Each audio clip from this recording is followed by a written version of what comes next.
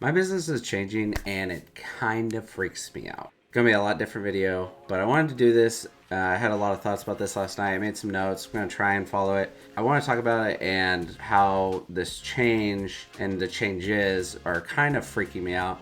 Over the last couple of months, the business has really been changing in a good way for the most part. We are just kind of in a different level than we were like a year ago. I am just a little freaked out. Not necessarily because I don't think it's going to be successful or anything like that, but we are changing away from a lot of stuff that we used to do. So like when I started this business or just Nerd Nation in general, I was selling like dollar cards, $1.05, $1.10, and taking home 10 cents, 20 cents once that card sells, if and when it ever did. And a lot of them still haven't sold 3 years later, so I don't know that was worth doing, but it was fun. It was a hobby. And then I got more into like flipping cards and random stuff I found at garage sales or thrift stores, things like that. And like, I do think that garage sales are still going to be a big part of the future, but the business has changed a lot in the last 3 months. And now it's kind of getting to a point where like, especially selling those $1.05, $1.10 cards, it's just completely not worth our time. I think we're going to be transitioning to doing some of this stuff on TCG Player. I'm looking at potentially hiring someone to help with that because we have, 200,000 cards available. I don't really know what we're going to do with sports cards going forward, but I think we're going to kind of start moving away from TCGs, which is disappointing because I love Pokemon cards.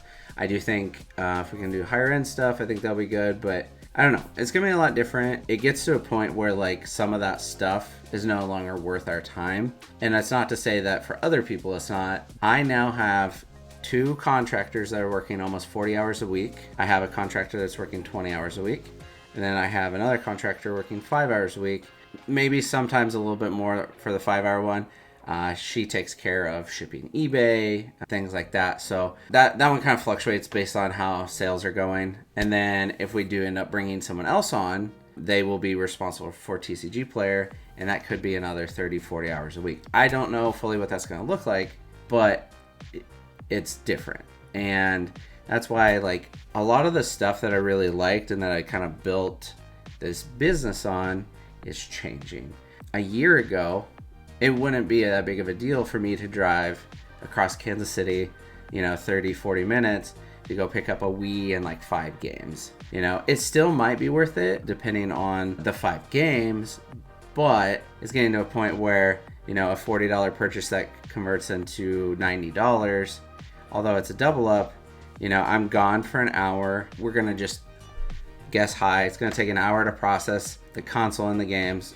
Shouldn't, but we do test, clean, box, all of that stuff. Those kind of purchases are going to start, going away. It just doesn't make sense for me to go do that when I can sit here and process a game that's worth $40 or that I'm already doubling up on that someone either sent to me or as part of a bigger purchase. It's good for the business.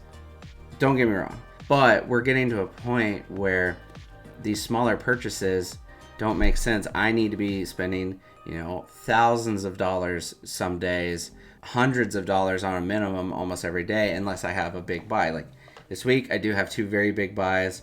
There will be a video about one of them, maybe both of them. One of them $16,000, which is literally double my last biggest purchase, which was $8,000. So that's crazy and exciting. So stay tuned for that. That's gonna be awesome. Those kind of purchases are becoming a bigger and bigger part of the business, because then I'm not individually outsourcing. The 5K purchase on Friday is 800 games and I think 50 consoles. Like I can't go out and source that in a day, but if someone wants to sell me all of that, like it's more efficient. We may pay up a lot more. Like we're not going to get the games for $1. We're not going to get the consoles for $5 or $10, garage sale prices. But, that's 2 weeks of games at this point and 50 consoles. So, that's a week of consoles. We've been around 35 a week for a while. With the new guy, he's going to be helping a lot with that. And so the goal is to get to 70 consoles we're processing a week. So it's crazy. I am still going to do a lot of like online purchases. So like I've obviously done a lot of purchases at Goodwill Finds or like Facebook Market. And we may be ramping up buying from eBay. I've talked to one of my friends who just needs some extra cash, and I basically taught him how to buy stuff that we need from eBay to help, take a little bit of pressure off of me on the buying side. A lot of these steps have been very planned, I guess is a good way to put it. We are expecting a baby this year, June, may end up being May, and I do plan on taking a month.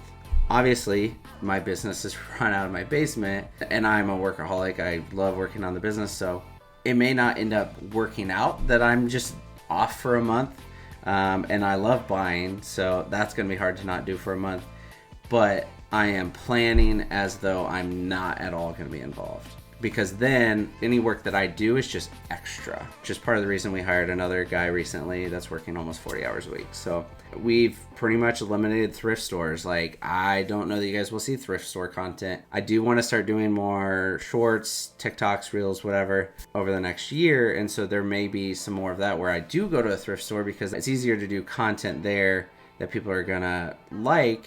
But I can't build a business around going to the thrift stores. I literally live 5 minutes from a thrift store, and I've gone once in probably the last 4 months. It's kind of why when a lot of people have complained a lot about Retro Rick, great person. I'm not saying anything bad about him, but they've talked about, hey, you built your channel around going to Goodwill and buying Grand Theft Auto 3 for $2 and then going home and selling it for $8 on eBay. Why don't you do this anymore? Like, that's why I follow your channel. And the reason is he owns a game store. He's buying out collections for $5 to $10, maybe even $20,000. I don't know how high he's gone. It doesn't make sense for him to drive 10-20 minutes to a thrift store to buy a game that he's going to profit $6, because now, he said in a video recently, he owes the bank $7,000 every month, but you can't pay a $7,000 bill every month on games you're profiting $5 from a thrift store. If you're getting hundreds of them, yes. Luckily, our overhead is pretty low, so my overhead is paying myself, paying contractors, and then buying inventory.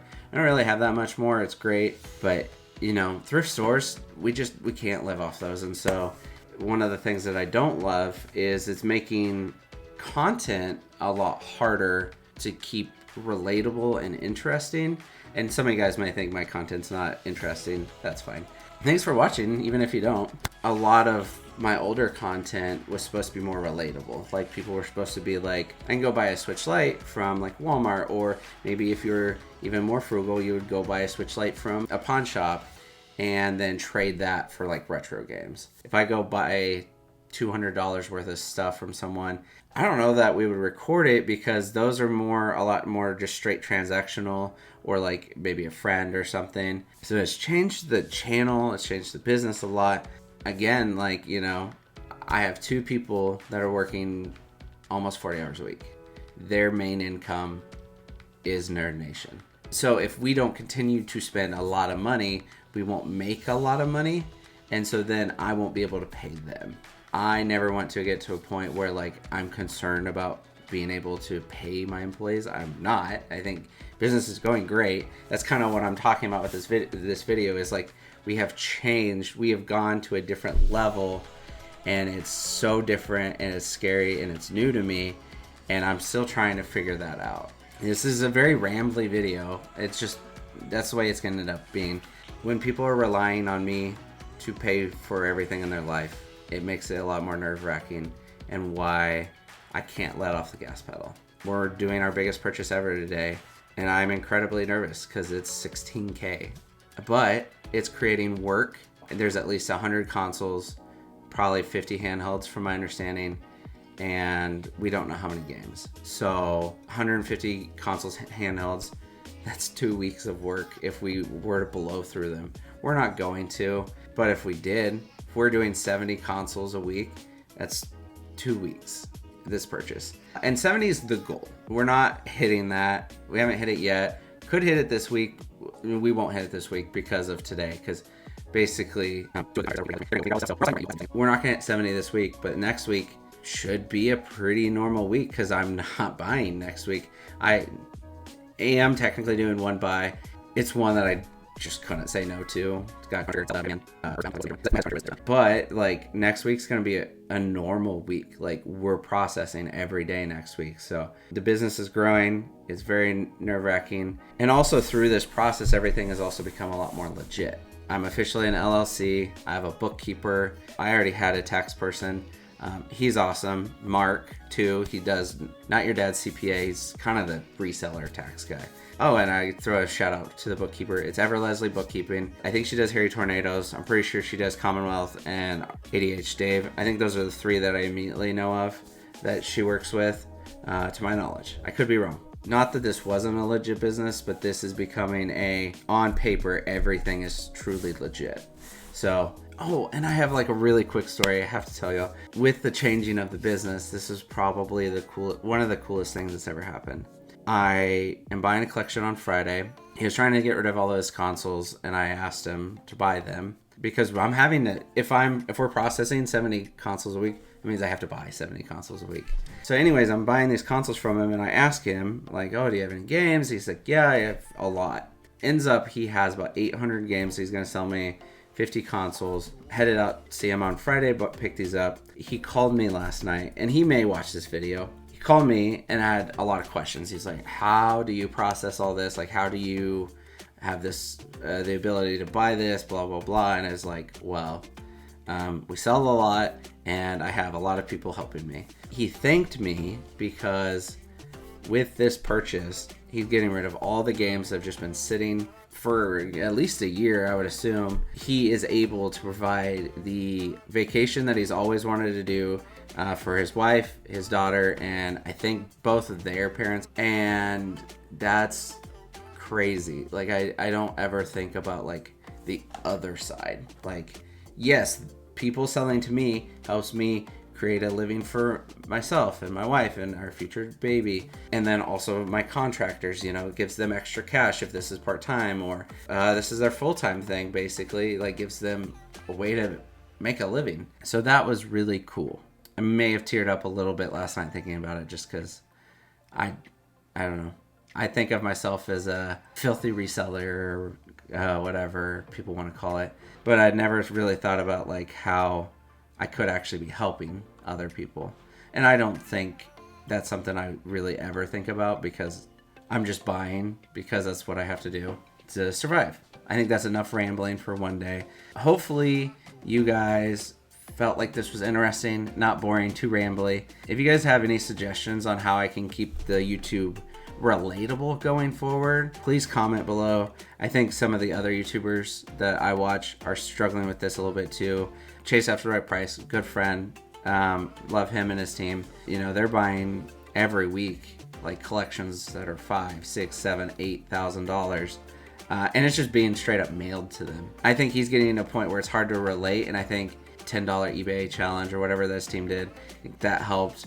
Or him going to garage sales has helped. I think Caleb, Phoenix Resells, in the same spot where like it doesn't make sense for him to go to a garage sale. People are literally mailing based off of his buy list collections, or if they're store owner, games that are better to just send directly to him than just trying to sell in their store. And that's not relatable to people. I think the Switch collection has helped. The GameCube collection, I think, helped, but also I think it made a lot of people hate him. Y'all need to chill on that.